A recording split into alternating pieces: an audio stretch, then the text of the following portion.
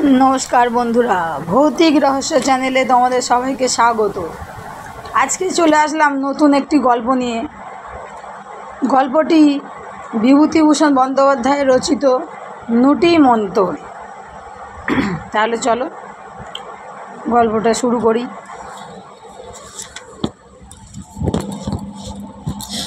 হাবু নাবিদের ছেলে, সুতরাং রীতিমতো তার বুদ্ধি। পায়রাগাছির গুণিন রোজা এই অঞ্চলে প্রসিদ্ধ। সে নাকি মন্ত বলে সাপ হতে পারে, বাঘ হতে পারে, কি না হতে পারে। লোহার সিন্দুকে কিংবা বাড়িতে বড় বড় হবসের চোপসের কুলুপ লাগানো আছে। পায়রাগাছির রোজা মানে রোজা কিংবা ওঝা এসে কি মন্তর বিড়বিড় করে বলে, দুবার তালা ঝমঝম করে নাড়লে আর তালা সব গেল বেমালুম খুলে। এ কত লোকের সচক্ষে দেখা। রায়েদের কলম আমবাগানে বিকেলবেলা কেউ কেউ নাকি দেখেছে রোজা কলমের আম পাড়ছে। হয়তো লোকে ধরতে গিয়ে দেখলে খরগোশ লাফাতে লাফাতে বাগানের উত্তর দিকে বেড়া ডিঙে পালিয়ে গেল। পায়রাগাছির রোজা মস্ত বড় নাম, কিন্তু আশ্চর্যের বিষয়, এত বড় নাম করা রোজা যে তাকে কেউ কখনো দেখেনি। কোথায় যে কখন কীভাবে থাকে তা কেউ বলতে পারে না। হাবুর বড্ড ইচ্ছে সে কিছু মন্তর শেখে। এ তার অনেক দিনের ইচ্ছে। এখন তার বয়স 18-19। যখন তার বয়স 14-15 তখন থেকে সে যেখানেই শুনেছে রোজা গুণিন এসেছে অমনি তার পিছু পিছু গিয়েছে। একবার তাদের পাশের গ্রামের হাই স্কুলে একজন বড় জাদুকর এসে নানা রকম তাসের খেলা, টাকার খেলা দেখালে।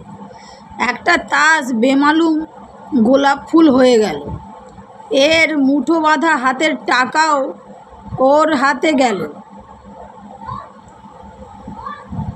এক গ্লাস জল হয়ে গেল মিষ্টি শরবত। তাদের গায়ের 2-4 জন লোকের সঙ্গে হাবুও গিয়েছিল খেলা দেখতে।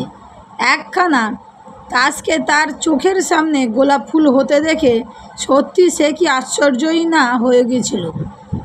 ফেরবার পথে সন্ধে হয়ে এসেছে। ওর কীরকম গা ছমছম করতে লাগলো। কালি স্যাকরা দলের মধ্যে প্রবীণ। হাবু বললে, আচ্ছা কালী জ্যাঠা, ওসব কী করে করলে? কালী স্যাকরা একটা তাচ্ছিল্য সূচক ভঙ্গি করে বললে, আহা, ওসব তো সোজা কালী জ্যাঠা, খুব সোজা। কীরকম সোজা? ওসব মন্তরের কাণ্ড। আমিও ইচ্ছে করলে পারি। তুমিও পারবে? কেন পারবো না? একদিন করে দেখাবো জ্যাঠা।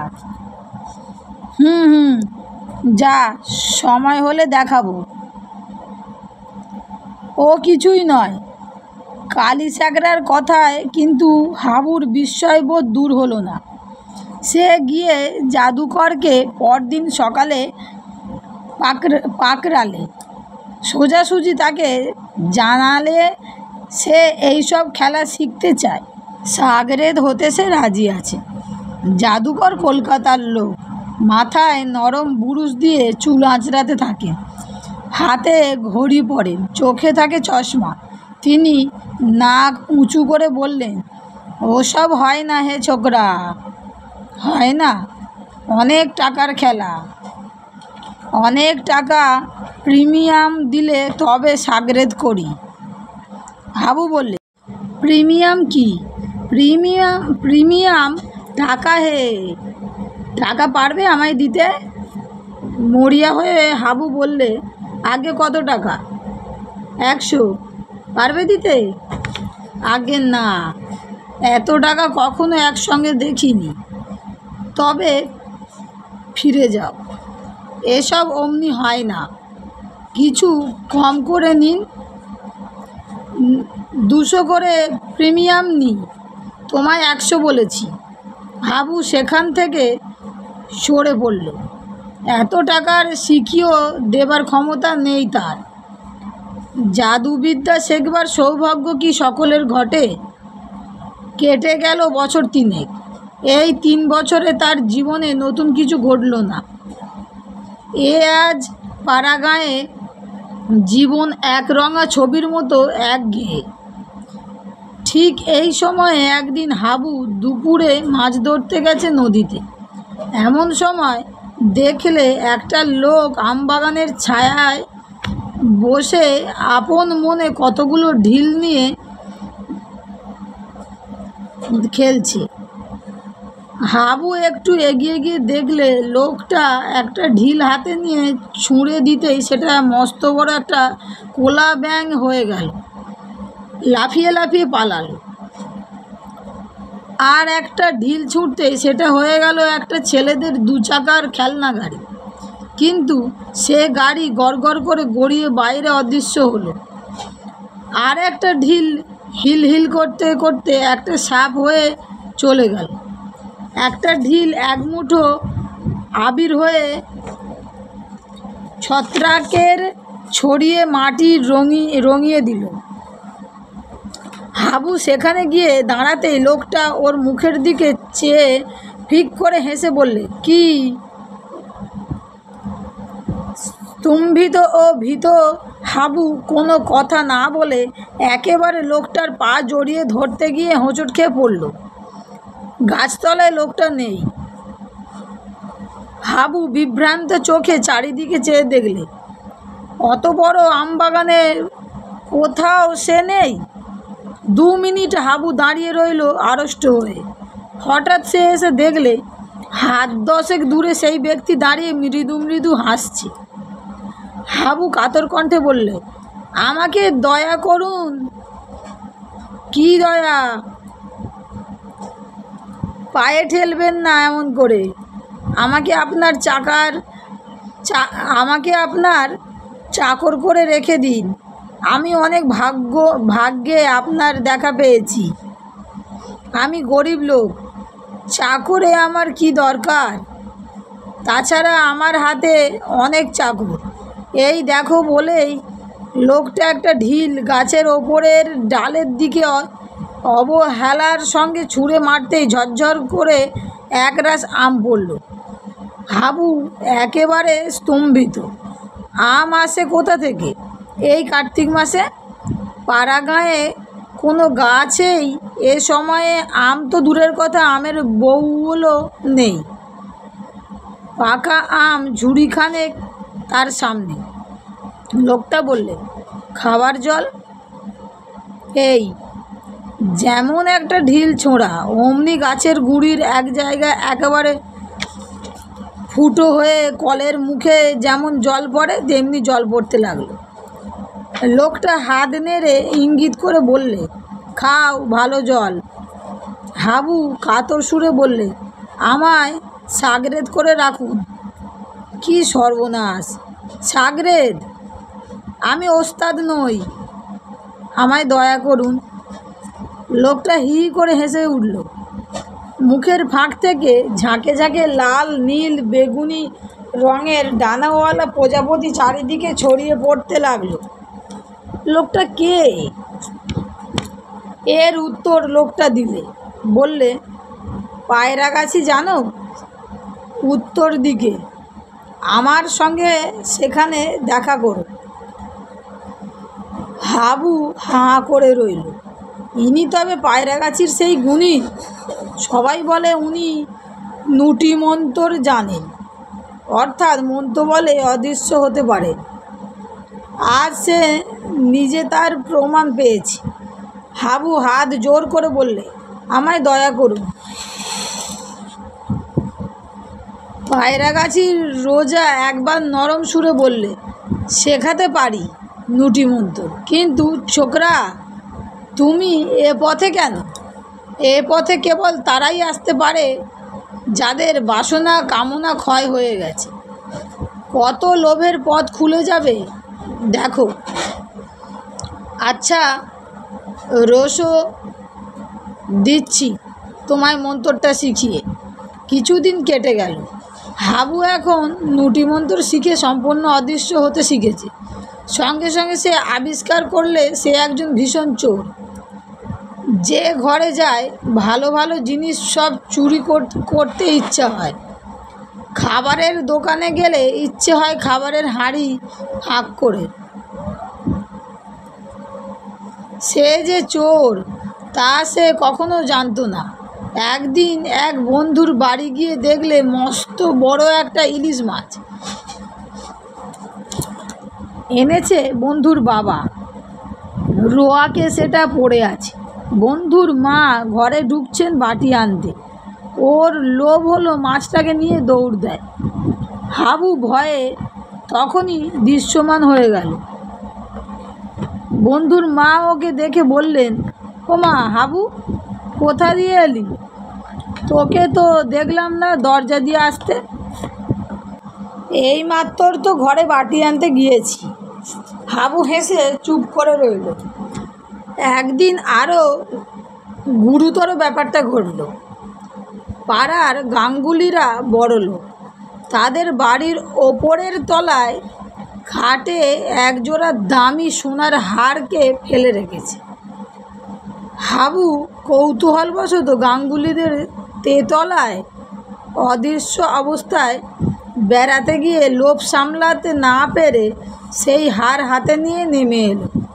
সেও অদৃশ্য, তার কাছে যে জিনিস থাকবে তাও অদৃশ্য। কেউ কিছু টের পেল না। তারপর যখন জানা গেল হার চুরি গিয়েছে, তখন গাঙ্গুলিদের বাড়িতে হইচই পড়ে গেল। গাঙ্গুলিদের বড় মেয়ের হার, তার সে কি কান্না! সবাই মিলে তাকে অপমান উৎপীড়ন করতে লাগলো। সে কেন এত অসাবধান? কেন সে হার খাটের ওপর ফেলে রেখেছিল? অবশেষে সন্দেহ গিয়ে পড়ল এক বৃদ্ধা দাসীর ওপর। তার ওপর শুরু হলো নির্যাতন। পুলিশে খবর দিয়ে তাকে ধরিয়ে দেওয়া ব্যবস্থা হতে লাগলো।